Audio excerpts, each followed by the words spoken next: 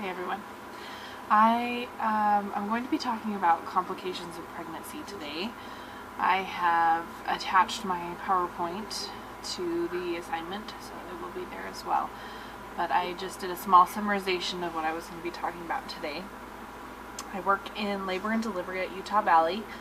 I am a registrar, so I help admit people as they come in through the doors to have their babies or to be checked when they're having issues.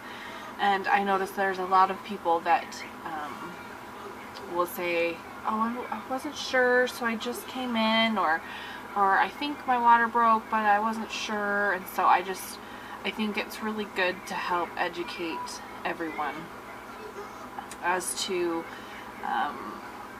when is a good time to come in and when is not. One of the major problems of pregnancy is preeclampsia, and it affects about 10% of pregnancies. Generally it happens with your first baby, but it's when the blood pressure jumps up high, dangerously high most of the time, and organ functions start to fail and shut down. Maternal organs start to shut down.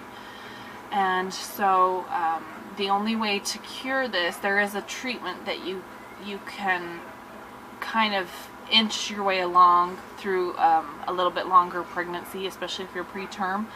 So your doctors will try to help you get a little bit longer of a pregnancy in, but generally the only way to cure it is to deliver the baby.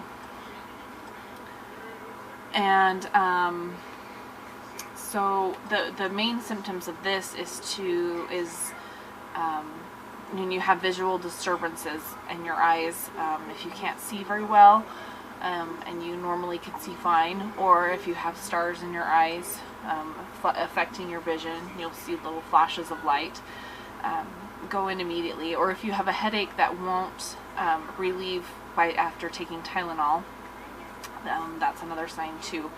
You may also see some swelling, sometimes in your face and in your neck. Generally it happens in the extremities, but it's very it means that it's something worse if it goes somewhere to your face. So that's preeclampsia, and that's when to go in, is if you start seeing those symptoms.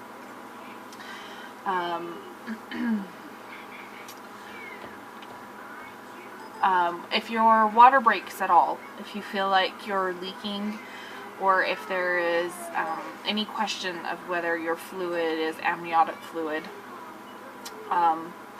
that's something that needs to be evaluated, and it may or may not be your water. Sometimes things happen like a high leak up in the amniotic sac up higher in the uterus, and so you may only get small leaks at a time, but it still needs to be evaluated, because if that's broken, there's a chance that the bacteria may get to the baby, and it creates a lot of complications, and we want to make sure everybody is safe. So if you think your water has broken for any reason or at any point, you need to go in to be seen. Any sort of preterm labor, any sort of contractions, they say more than 4 an hour, so about 1 every 15 minutes. If you're prior to 37 weeks gestation is when you need to be seen for preterm labor. Especially if you have a high pain tolerance, don't wait on that, because you don't want it to be an issue before they can fix it. If you are having 4 an hour, then you need to go in just to be seen and be evaluated. The main symptoms not to be ignored and to be taken away from this presentation is that if you have any sort of bleeding during pregnancy, that needs to be checked. Any sort of visual disturbances, like we said, any sort of leaking or gushes of amniotic fluid, any sort of dizziness or headaches, things like that need to be checked. If you have any questions, also call your doctor.